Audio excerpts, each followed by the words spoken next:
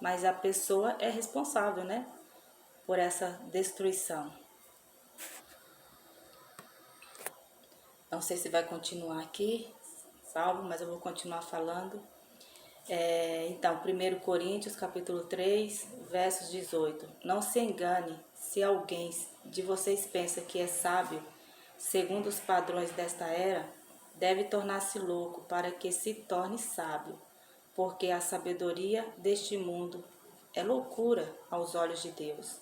Pois está escrito, ele apanha os sábios na astúcia deles, e também o Senhor conhece os pensamentos dos sábios, e sabe como são fúteis. Portanto, ninguém se glorie em homens, porque todas as coisas são de vocês. E aí ele continua falando, né? Todas as coisas são nossas, né? Graças ao Salvador Yeshua, né? Que temos a mente dele, instruídos por ele, né? Para saber qual é a sua boa e perfeita vontade. Deste modo,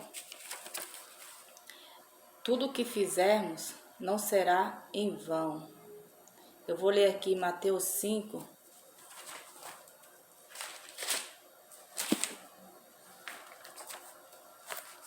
essa continuação do vídeo. Mateus 5, 27 e 32.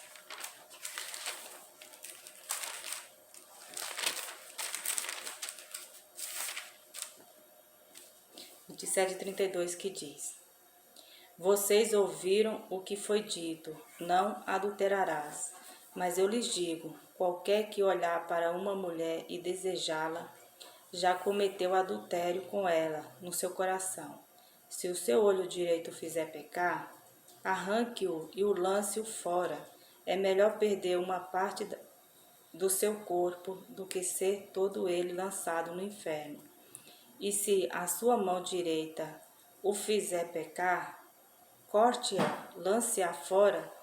É melhor perder uma parte do seu corpo do que ir todo ele para o inferno. Foi dito, aquele que se divorciar de sua mulher deverá dar-lhe certidão de divórcio. Mas eu lhes digo que todo aquele que se divorciar de sua mulher, exceto por imoralidade sexual, faz que ela se torne adúltera, e quem se casar com a mulher divorciada estará cometendo adultério. Eu li essa palavra para vocês verem que o negócio é muito complicado. Muito complicado.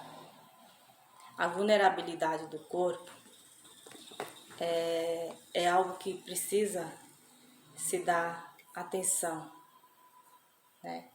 Porque aqui Yeshua ele leva a questão do adultério ainda além, em comportamentos, né?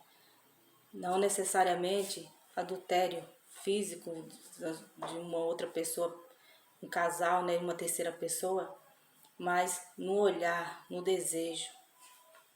E essa questão da carta do divórcio, né, hoje está muito liberal, né? Está liberada para muitos ambientes que não deveriam, como o meio cristão, né?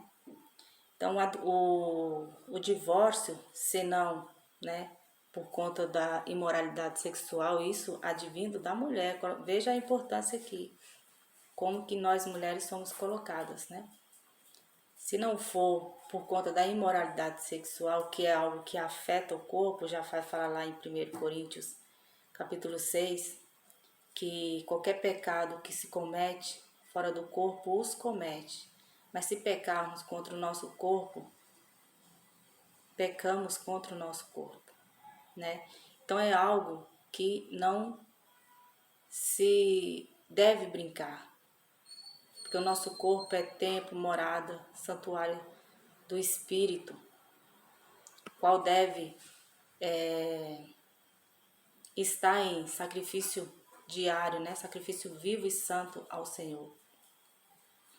Então, se derem carta de divórcio, é por conta disso, porque diante do Pai, essa é a única forma de se justificar, né? Esse é o único modo de justificar o porquê do rompimento de um casamento, né? Mas hoje em dia tá muito tudo desalinhado. Geralmente os homens pecam e falham com o olhar, com os desejos, né? Dando ouvido ao coração dos pensamentos fúteis, né? E se não gostou disso ou daquilo no relacionamento, já se divorciam, casam novamente. Então eles querem se justificar em coisas banais. Nós estamos vivendo o que diz a palavra do Senhor, que o amor esfriaria, e se esfriou. E é triste ver a vulnerabilidade do corpo nessa questão, porque isso afeta a família. E a família não é composta só de um casal, geralmente tem filhos, né? E se não tem filhos, tem outras pessoas envolvidas de ambos os lados. Então as pessoas estão com esse amor frio no sentido de tomar suas decisões sem se preocupar com as consequências. Porque eu costumo dizer isso para algumas pessoas. Se o relacionamento não deu certo por isso ou por aquilo, exceto por conta dessa imoralidade sexual, percebe-se uma decadência pessoal da pessoa. Por quê? Porque essa pessoa, se ela não conseguiu manter o seu alicerce, como é que ela vai do zero e vai conseguir concluir um alicerce com outra pessoa? Então é muito mais, não vou dizer fácil, mas é muito mais sábio manter-se no alicerce, numa reforma que seja, mas do que se desfazer de algo como um casamento e querer construir com outro. Dificilmente dá certo. Então é claro que tem pessoas que tomam suas decisões de modo impensadas, tomam suas decisões por várias razões que a elas convém, e aí lá na frente vai ver que não é por aí. É importante que as pessoas estejam alinhadas. A própria palavra diz em Esdras que poderão dois andar juntos se um não quiser? Não, né? Por que não? Porque precisa estar em conformidade, precisa estar em comum acordo. Precisam se entenderem. São duas cabeças diferentes, né?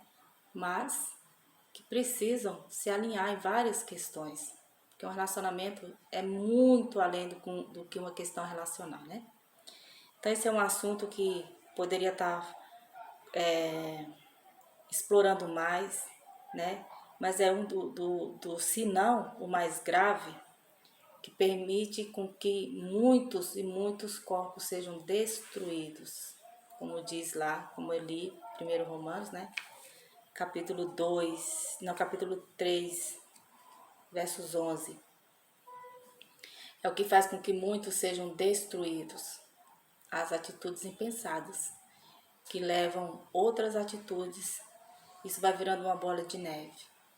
Por conta da não consciência do corpo, da morada, do templo vivo do Espírito que somos nós. Nisso as pessoas estão vulneráveis, né? A vulnerabilidade do corpo que as destrói.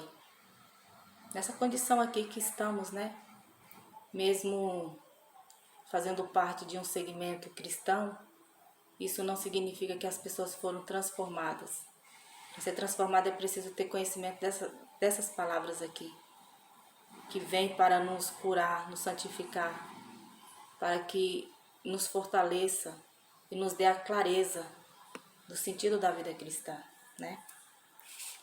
Gente, enquanto tiver aqui rolando o vídeo, que é a continuidade do primeiro, eu vou lendo, tá? Olha só que interessante aqui também em Mateus 15, versos 19. Ó, pois do coração saem os maus pensamentos, os homicídios, os adultérios, as imoralidades sexuais, os roubos, os falsos testemunhos e as calúnias. Essas coisas tornam o homem impuro, mas o comer sem lavar as mãos não o torna impuro. Aqui Yeshua está falando algo extraordinário, porque, como eu disse lá atrás, né, ele era sempre interrogado, qualquer situação, qualquer brechinha de costume, de tradição judaica, que eles não viam, segundo o olhar deles ali, não viam de acordo, eles vinham para colocar o Salvador na parede, né?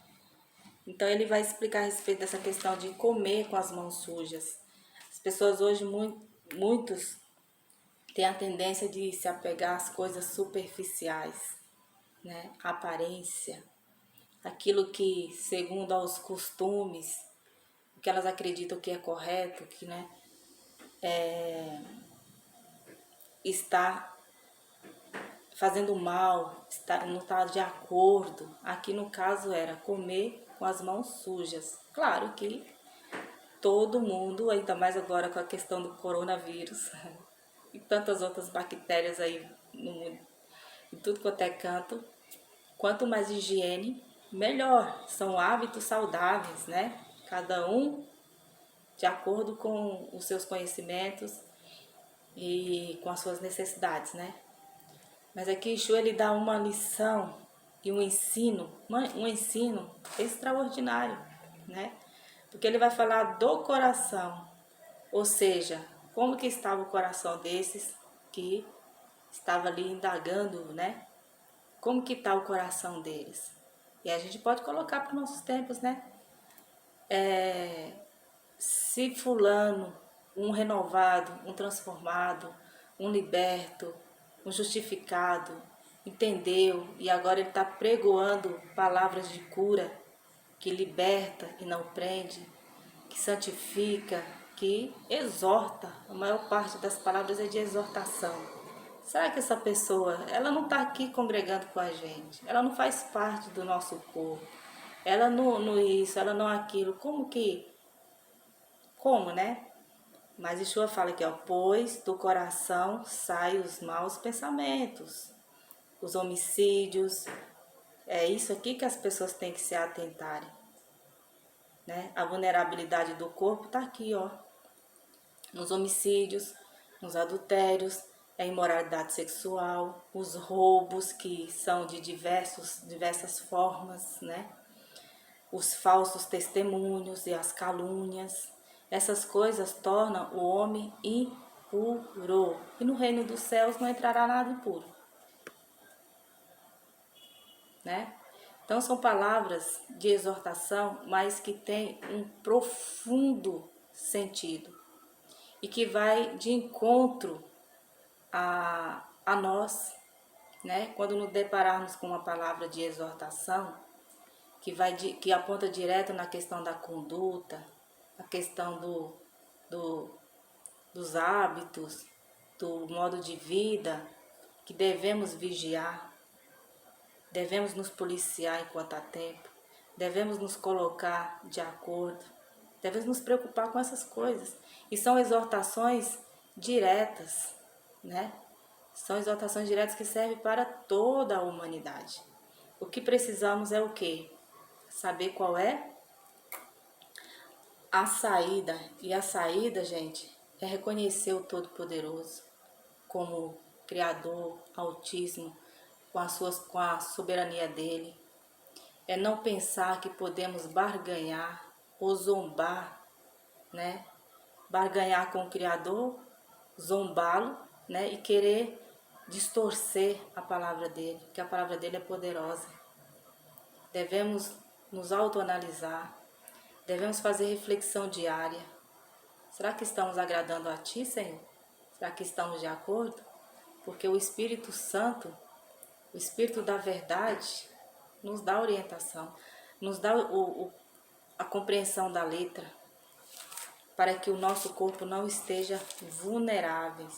E eu toquei aqui na questão do adultério, na questão do divórcio, na questão de práticas, né, como essas aqui em Mateus 15, a partir do verso 19.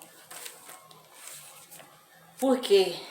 Porque são assuntos que nós precisamos nos atentarmos a respeito da vulnerabilidade do corpo, né?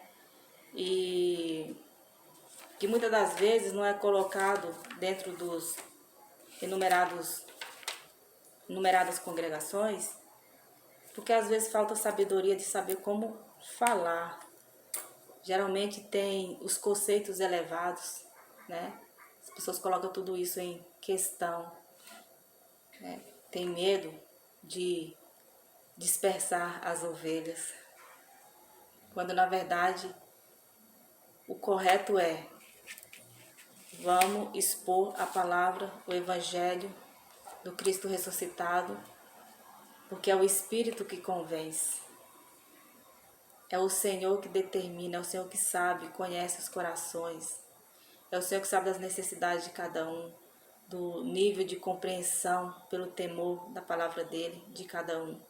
É Ele que vai orientar a ovelha lá fora. Eu só tenho capacidade aqui de ser um instrumento, um vaso, para passar a vontade dele.